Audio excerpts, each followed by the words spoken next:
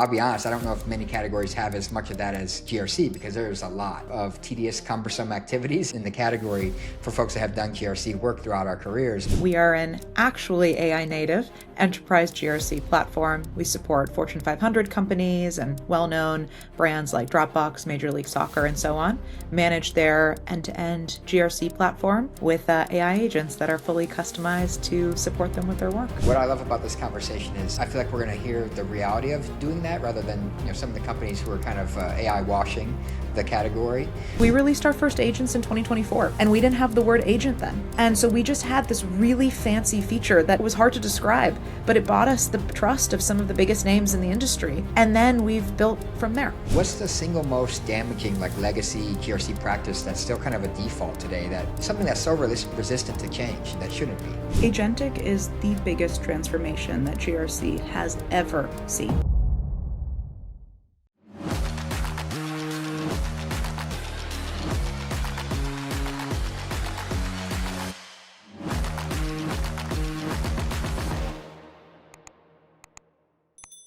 Thank you for joining the Resilient Cyber Show. My name is Chris Hughes, and today I'm joined by Richa Call. Richa, thanks for being here.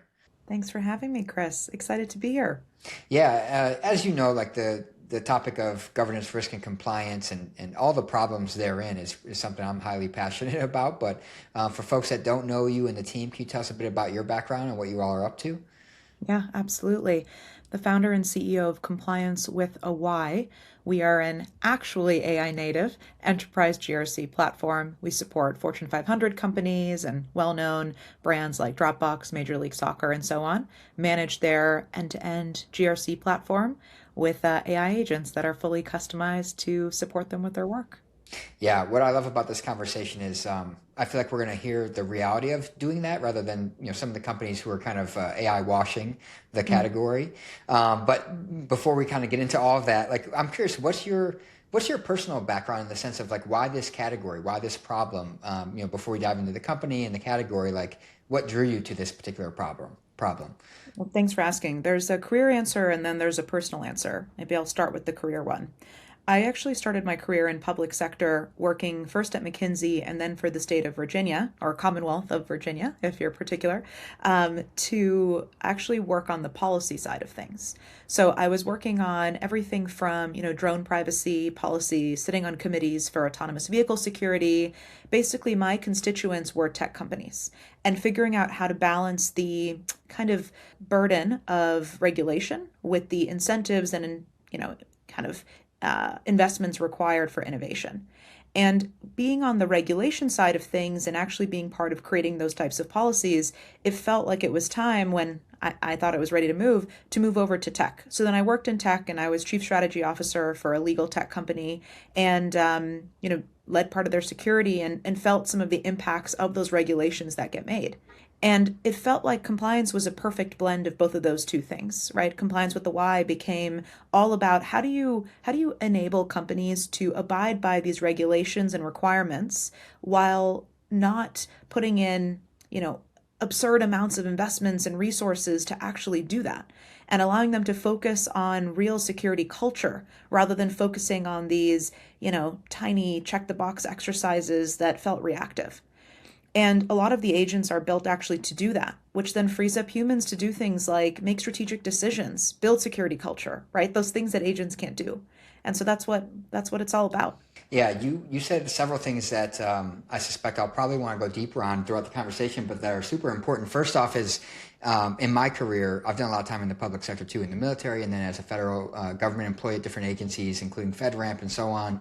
And the people that write the policy almost never are on the other end of having to live it.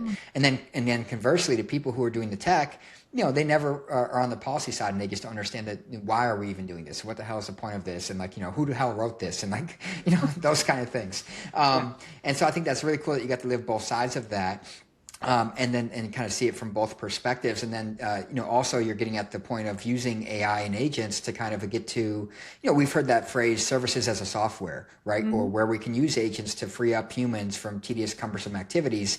And I mean, I'll be honest, I don't know if many categories have as much of that as GRC, because there's a lot of tedious, cumbersome activities in the category for folks that have done GRC work throughout our careers. But so I wanted to ask, you started compliance at a time that the space already has legacy incumbents like the RSA Archers or the EMAS in the government sense here in the U.S. I've worked with that a lot. And then you have another modern automation wave after that with like Vanta and Drata. And then there was a broader GRC engineering movement, right, that has gotten some momentum now. What was the specific gap that you saw that convinced you that the market needed another platform? And you kind of touched on this in the opening, but the AI first, AI native aspect, why did that become kind of the wedge? Yeah, great question. If you'll hear me for a second, Chris, I'll lay out kind of my visual matrix of the GRC market, and I think you'll sort of see where the white space is when I do that. I think that when you think about the kind of XY axis of the GRC market, it was very clear to me from the outset, and it hasn't actually changed very much. On the x-axis, you can think of almost a discrete axis of size of customer base. I'm going to say size of primary customer base. And of course, you have everywhere from startup to Fortune 500. What we saw, and still remains true, is that the Vanta, Dratas of the world have historically had their primary customer base as startups. And because they had so many years serving those customers, it's still their primary customer base in terms of numbers of accounts. And so their product is really built for that kind of startup to maybe lower end of mid-market range. On the other end of the spectrum, you have the Archers and the audit boards and so on serving those Fortune 500 clients. Great. On the y-axis, you have what I think of as level of automation. Kind of on the lower end of the y-axis, you have a repository. Can you move up into workflow automation, integrations, and then finally AI? What you saw is a very clear line. Let me try to do it. I don't know which way this is going to flip, so I'm going to turn like this. The line was like this, right? It just went like this. It was like all these startup players, Vanta, Drata, they all had great automation. All of the folks on the far right of the x-axis had repository features, and they were trying to reach up into workflow automation, but it was just barely even crossing that threshold, let alone true automations and AI. That's because their platforms were built in a very different way. Now, it's very unusual, as you well know, for a startup that we were a few years ago to come in and serve enterprise. But we decided from the get-go that that's what we were going to do. We actually put our heads down for 2 years. We put our heads down and built a product. And then we released it. And so what happened is that we built an enterprise-grade product from the start, and we made bets on AI and infrastructure then that have paid off now. Honestly, a part of that, as we all know, is just luck. We picked the right providers, we made the right infrastructure choices, and a part of it is just our great engineering team. But all of that coming together was this huge white space on the far right of the x-axis and the top of the y-axis that was saying, like, look, we can actually serve enterprises with agents. And it's not a superficial type of delivery. It's not a marketing ploy. These are agents that actually do work. So we released our first agents in 2024, and we didn't have the word agent then. And so we just had this really fancy feature that was hard to describe, but it bought us the trust of some of the biggest names in the industry. And then we've built from there. Yeah, I think what's coming through to me when you're talking about that is you talked about the role that you had as a chief strategy officer. And I think it's very strategic that you all targeted like the highly regulated, largest complex enterprise customers you could think of when it comes to compliance, because they're juggling an acronym soup of compliance frameworks, regulatory, and they have overlapping controls, contradictory, conflicting controls, all these internal, internal politics and fiefdoms and all the things that come along with large enterprise environments. And it's like, I think of it from the security sense, like you probably have heard this phrase, like the high water mark, right? And the security sense, you're doing that from the market perspective. And then if you can serve that environment, you can serve kind of everything underneath it, because you've started with the most complex, environment and use case you could think of. So I want to ask you too, like the legacy diagnosis side of this, and I've written about this myself, like GRC has largely missed these prior technological ways. You look at like cloud native, APIs, DevOps, SaaS, et cetera. And now we have AI and agentic AI. And GRC had missed the bus on so many of these, but you're kind of talking about being an early adopter and innovator with agents, several years before agents was even a thing in the industry, let alone in GRC.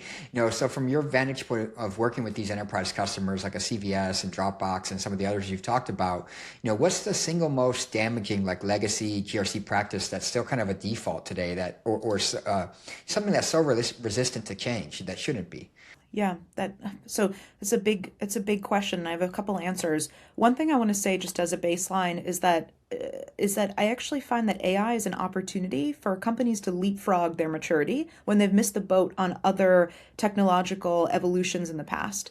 And that's very much what our clients have seen it as and what has materialized. An opportunity to say, shoot, I missed this move, I didn't do, automation-based evidence generation for these years that I should have, but now they're using AI and they leapfrog that into a new world. And that is an unlikely match for enterprise. You may think that, oh, but enterprises who didn't make those changes, they must not have the infrastructure. But the good thing about AI is that it doesn't always rely on that infrastructure, especially agentic. It actually allows you to move past it and catch up and again, really leapfrog and be the early adopters in your organization. So I just wanted to use that just as a quick baseline. And then what's left, right? It's interesting you asked the question, what they shouldn't still be doing manually. Because I think that for these large enterprises, at the end of the day, they've been doing compliance for a really long time, right? It's not that they need our help to get their SOC 2. That's not what we do. That's, Vanta Drado, great, but that's not what we do. And so what's happening is that they have built in this very ingrained mechanism of certain things in the audit still being manual. And why is that? It's because it's so important. It's their jobs, it's their livelihoods. And so even if we are automating evidence via our AI agents or via integration, they're still doing those manual checks before they go to the auditor. Whereas you see startups and lower mid-market clients be able to just add the auditors to their environment. It's kind of like all the checks are green, so here you go, I'm going to push that forward. And I actually think that that's okay, Chris. I think that that's one of the many differences. Enterprises feel that need for nuance, that need for, final checks, because they have a lot to lose.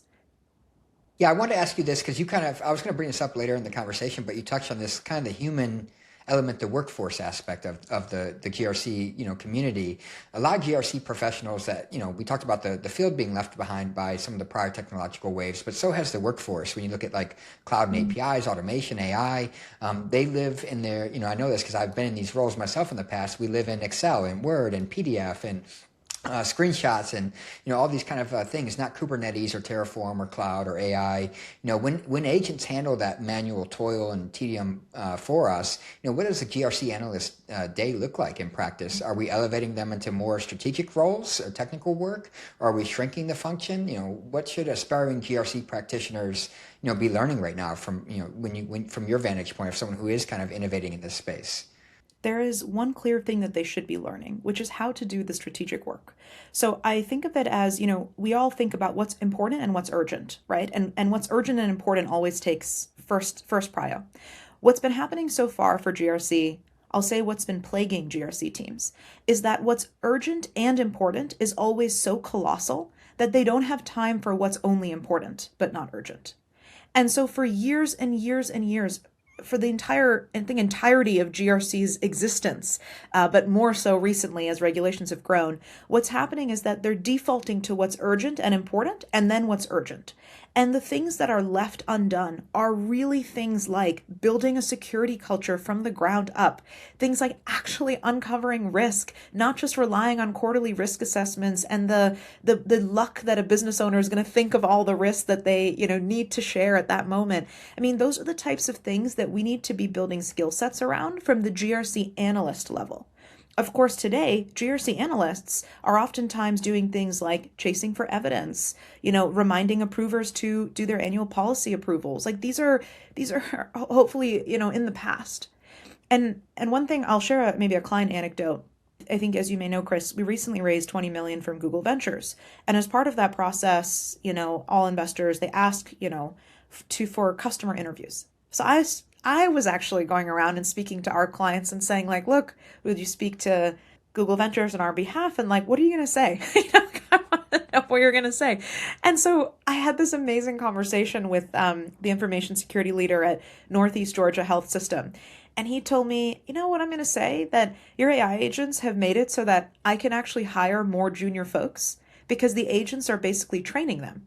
The agents have so much domain expertise that I no longer have to make sure that the analyst knows all of the answers. I can tell the analyst, look, this is the process you need to facilitate, and this is the type of risk we can tolerate. And the AI agent's going to kind of get you from point A to making the decision. And I thought that was amazing. It made my public sector heart sing, you know? Yeah, I think that's super cool to hear it as a force multiplier for the workforce rather than, kind of this doom and gloom. It's going to eliminate everyone's roles and it pull the rung up the ladder where people can't, get into the field and so on, like the kind of narratives we hear in the industry. I want to ask you too about this. You kind of touched on this with SOC 2. The industry in this community of GRC has a bit of a commoditization crisis underway. Especially, I don't want to name names, but everyone's familiar with some of the credibility crisis in the companies that were in the spotlight when it comes to $9K for a SOC 2 report or SOC in a box or X weeks to get you compliant with XYZ, like all these jokes that practitioners throw around. How do you build an AI powered platform that delivers that reduction in manual work without contributing to some of the, whether real or at least perceived efficiency versus rubber stamping kind of dialogue that we hear? Yeah. I mean, it's a big answer because it's such an important answer. So there's a few truths that we have to just state out loud. None of our time savings, none of our cost savings, none of that is about the external audit. That's just the firm line drawn in the sand. We do not sell external audits. We do not push partners for external audits to our clients. And our AI does not support the external assessment of controls, period, full stop. That's kind of truth one. I think truth two is that as an enterprise grade platform, what we are doing is not helping clients get to checkboxes as soon as possible, right? That's not our value proposition at all. In fact, to our clients, that would be almost foreign. They have SOC 2 happening for a decade before we've even entered the picture. So for them, they already have their auditors in place. They already have, their evidence from prior years, and they're not looking for shortcuts at all. They're actually looking to do more. They want to say, I want to go beyond SOC 2. What are my next goals? Honestly, Chris, that's one of the reasons I love serving the enterprise, because you don't even touch some of this commoditization problem when your clients are the people who care about the whys behind compliance, right? That's literally the ethos of our company. I love that answer so much, and it speaks to me because you touched on this. I wrote this in an article. That you always hear compliance isn't security, right? And I've argued that in an article I wrote that compliance is the floor, it's not the ceiling. And to your point, those enterprise customers SOC 2, they've already done that a long time ago, and it would always be pervasive and persistent for them. It's not it speaks to the customers you're serving. It's not that quick checkbox. We're a startup. We just need to get this out of the way so we can move forward and get raise a round or get some early customers, et cetera, et cetera. These are large, complex environments with long-standing compliance requirements that are not just going to go away. It's not just a checkbox on the road. It's something it's a program that they sustain, and it's part of their overall security program and function in the enterprise. I did want to ask you a question about the auditors, because you talked about you all don't focus on doing audits, things of that nature. When it comes to producing a GRC platform, for example, there is a need for the auditing ecosystem to kind of accept it or embrace it. When you look at 3PAOs, SOC 2 firms, CMMC assessors, all these entities, internal audit functions, et cetera, they have to warm up to the idea of AI generated evidence summaries, agents kind of working alongside or in tandem with them, AI reviews of control postures, and so on. What do you think it takes for an AI-driven continuous assessment to become a legitimate thing among the auditors and something they embrace rather than maybe rather resisting? Yeah. So I would almost say that there's almost like a pane of glass, right, between the internal team and the external assessor. What I believe is that internal teams should have AI agents that run and operate and run internal audits and do assessments of controls in a qualitative way, not just red light, green light integration checks, and do all of that in your environment. And now what happens is that you get all of the benefit of those checks and you're ready to put your best face forward against the glass. On this side, you have the external auditors, and those guys are actually using AI tools too, right? And they should be doing it on their side of the glass. And on their side of the glass, they may have, AI also running checks. It's almost laughable right now. You have AI on both sides, but it is what it is. They have their AI running checks. They're obviously, I'm hoping, doing human review to create their work papers and so on. And so they're on this side of the glass. And it's like, okay, the information that's there, they can see in, these guys can see, but they don't need to have the same AI engine operating on both sides of the glass. And I think that that's where the kind of line needs to get drawn. And you can see each other, they know we're using AI agents. We know, they're using AI agents or whatever. But it shouldn't be one and the same agent, because at the end of the day, agents are a way for humans to do work faster, and then the human needs to sign off. And in both cases, in the example I just gave, humans are signing off on each side of the glass. Now, I think where the line needs to be drawn very clearly is commercially, right? We don't sell agents that do external audits. Like, we don't sell external audits at all. We don't push partners. When it comes to the adoption from those external parties, we've actually seen that we can ride the wave that's been put before us for a while now. External assessors, they're happy to, do audits in our platform. They're not using the agents to do the audit. They don't even have access to the agents, actually. They have they use their own stuff, however that works, or you can always export it or integrate with their systems, but that's the line. Yeah, that makes a lot of sense in that terms of that framing of, in many different ways of both, the agents serving both entities. And I feel like we're seeing this play out in every aspect of cyber. Like, attackers are using agents. Defenders are going to use agents. Like, it's the same thing with the auditing kind of dynamic between internal and external auditing functions. And I want to dig a deeper on the agentic piece of this, because it's a big aspect of what you all do, and you've been doing it for several years before it kind of became mainstream. The first wave of modern GRC tools, had automated evidence collection and dashboards, which was a big step forward for the community. But it still often had like every alert being read by a human or routing to a human and so on. What does agentic actually unlock beyond that? Like, walk us through some of what changes when an agent can detect, analyze, draft remediations, track resolutions end to end, first kind of just flagging and notifying and kind of moving the work faster to a different bottleneck in the process, if that makes sense. Oh, makes complete sense. Agentic creates a transformation in the process itself, right? What happens is that in an integration-based environment, you are actually very limited.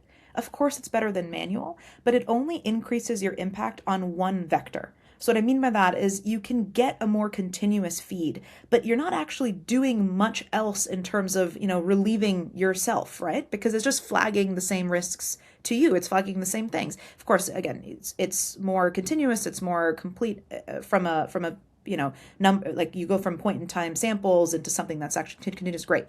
But what happens with AI is that you can elevate that to a qualitative human-like assessment. I'll give you a very clear example.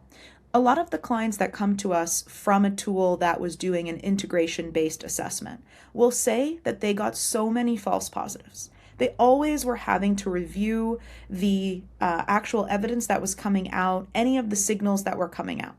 They also tell us that they could never know if the evidence was actually complete, right? Like, you don't know if it's fully complete because it's set at the scope during implementation, and then later on you don't have visibility into understanding, has this environment changed through engineering or something like that.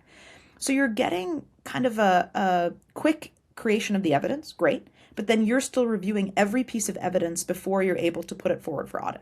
What happens in an AI agentic view, and what we have, is that you have a custom agent for every one of your controls. So let me just tell you in short. What happens is you say, okay, here are our controls. Great. For every control, here are the custom checks that we want to run. Some of those checks will be powered by an integration. Perfect. Those are the black and white checks. Is this configuration on or off? Then you'll have checks of what you would be reviewing when you reviewed the evidence before. And those are qualitative things, such as, are all of my production environments evidenced here? Are we, and that's something where, what are you going to do from an integration perspective? You can't really check, right? The scope is set. But what happens is that once that evidence is created and it does the check to say, hey, is encryption turned on or off? Great. But then you want to say, am I even checking the right scope here? And so that is what's done using an agent. And that's just one example. Of course, I can keep on going. But you have an agent there that then says, okay, let me look at the entire sample set or the entire population set that has been even, sampled for this and say, actually, wait a second, I'm missing a bunch of environments, or this is only one of my product lines. I need the other ones in there. Those are the types of things that the AI then catches. And it automatically creates tasks for the right people to actually address the problem. And it tells them how to fix it. So now you're suddenly going from okay, a feed of information that you still have to process to actually the entire resolution cycle happening automatically, and hopefully you're only coming to it when it needs an escalation. That was a long explanation, Chris, but I hope that was helpful. No, it is. And I was going to use, I know you have many different purpose-built agents, and given especially you all were an early adopter of this, in 2024, and the industry's been grappling with, the nuances of using agents in production. You have an evidence review agent, for example. I'm curious, under the hood or in practice when you all use this, how do you use that agent to actually evaluate whether a piece of evidence is sufficiently demonstrating a control versus where it may get some things wrong? Or and how do you guys design, especially doing this for several years now, I imagine you've encountered this, designing and working around things like hallucination or false confidence that AI kind of projects sometimes, or failure modes where the agent says something looks good and it's not sufficient to the what the auditor wants to see, or how have you guys navigated some of that? Yeah, it's taken a lot of trial and error up front, and I think we've gotten to a point where our clients tell us that the agent catches things that they wouldn't even think to catch. So we've actually kind of dialed it, I think, the other way, but it's good. They appreciate it because, again, they're not looking for the checkbox. They're actually looking for for the issues. And so what we've done is a few things to kind of limit the context and therefore limit hallucinations. We actually have not seen hallucinations in our environment because we've built an infrastructure which has a very tight set of inputs and therefore a tight set of outputs. So it's not like we have built one agent across the platform. I think that's actually where a lot of platforms fail. We have built an agent for every single micro use case is actually an individual agent. So it doesn't have, it's like a horse with blinders on. It can view such little information. We only allow it to view the very tiny level of information that it needs to execute its task and nothing else. And so what that does is you literally, what are you going to hallucinate on? Right? There's nothing to hallucinate on because it can't look at your policies or even your other controls. It's just operating on this tiny control. This is what I need to know. This is the mission that I have been assigned for this. This is the context that I need. When that happens, you almost have, and again, we've built other kind of checks in, but that's the premise of it. Then you sort of get limited on what you can really hallucinate about. And what we've seen is that it works almost too well. Clients will dial back and we allow them to, in the front end, configure their agent to say, how much do you want to care about this? How much do you want to care about this? You can dial it. And so that's kind of the output that we've had. Yeah, that makes sense. And I hear many organizations that are kind of using agents in production, taking that narrow scope multi-agent architecture approach for that reason of avoiding some of the complexities when you have the bloat of a single agent's focus or context. So I last couple of questions, maybe stepping back and doing a little bit of a meta of the ecosystem and things like that. When you look at the problem of framework sprawl and the concept of reciprocity, this is something many of us have written about or dealt with, there's an alphabet soup of, NIST, CSF, ISO, SOC 2, HIPAA, High Trust, FedRAMP, and a whole slew of them that go on and on. You all support over 100 frameworks, I believe it is. Do you think the long-term solution here is just better mapping, or is there a path toward reciprocity? And, how do you see that playing out? And I know you're not in a position to necessarily fix it. That's, again, a policy question to your, kind of how you got your start. But I'm curious, as you look at the ecosystem, every new technological wave introduces all these new frameworks, and it just becomes so much to juggle or manage as an enterprise. Yeah, I think we have to kind of accept the world as it is. Regulators are going to regulate. I don't think that there's going to be anything about that. We're not going to change it. And that's what they get paid for. That's what they love to do. And it is what it is. I know that from personal experience. I think that actually AI kind of changes it. I think we're kind of already doing that. I think what ends up mattering is your evidence, right? It's the evidence of your security practices. So the way that our platform has evolved, and we actually haven't released this agent publicly, so I guess we're chatting about this for the first time now. The way that our platform has evolved is actually not needing to be so rigid against your frameworks. It's about saying, what is your tech stack? And what is evidence of the policies and the practices that you actually have in place? What happens is that when you populate that, our agent just then maps that evidence into all the various controls. that you have. It doesn't matter how many frameworks you have or controls you have. It just says like, look, based on the evidence that I have, this is just where it goes. And then that's it. So you can almost stop thinking about everything through the lens of, oh my God, I have, 30 frameworks to manage, which by the way, many of our clients do. Instead, you can just think of it as, what are my policies? What is the proof that I'm actually following my policies? Of course, the policies can be also reviewed by AI to make sure that they match all of your standards and controls, which is a new agent that we have. But yeah, and that's kind of it. And then that frees you. It's like a freeing motion to say like, all right, let's decouple me from being so reactive to the frameworks, and let's be proactive about the actual policies that I want to implement and proof that I'm following those. Yeah, I think that's a huge paradigm shift also, because you get so spun up about the complexities and the overlaps and the different frameworks, instead of just like, as you said, seeing the world as it is now and solving for that. And I think that's, a much more practical take. So I guess final question for you, the 5-year vision, both for you maybe and, compliance and the industry as well, the compliance industry, I should say, as well as compliance the team. If we have this conversation in say 5 years, what do you think enterprise GRC looks like if, the agentic thesis plays out? Are things like snapshot audits, kind of dead, or are we fully embracing, continuous real-time compliance as a default? Do we get away from, phrases like compliance doesn't equal security? What do you see and or hope, the industry will move towards? Agentic is the biggest transformation that GRC has ever seen, Chris. I will write my name and sign it to that. What is happening right now is going to completely change the way that GRC teams do work every single day. We are already seeing it. We are going to see a shift from GRC teams being reactive organizations that need to follow up, deal with fires, prep for audits, and focus on the urgent. And we're going to see them be able to focus on the important. And what that means is real grasp of risk. We don't have that today. Most organizations do not have a grasp of their risk. And we are going to be more secure for it, because GRC teams are going to be focused on the risks that are surfaced to them and actually addressing those, ideally addressing them systemically and actually getting to the core of what drives risk for their organization. And that's going to be the future. And we're very close to it. Yeah, I think what's really neat is not only do you believe that, but you are building it. And, I had to laugh a little bit when you said like the risk piece is missing, because it's like GRC, but the R is silent. Like it's just compliance essentially. And like the risk management piece is kind of absent from that. And that's why it's become a siloed function in the organization and security programs. So thank you. This has been an awesome, awesome conversation. You've demonstrated that you understand the ecosystem, the industry, and you're using technological capabilities, right, to really fundamentally change how this is done. For folks that want to learn more about compliance and the team, where should they go? What should they keep an eye out for? Compliancewiththewhy.com. That's it. And follow us on LinkedIn. Easy as that. Well, Richa, thanks so much for coming on. I really appreciate this, and look forward to seeing what the team continues to do. Thanks, Chris. Absolutely. Take care.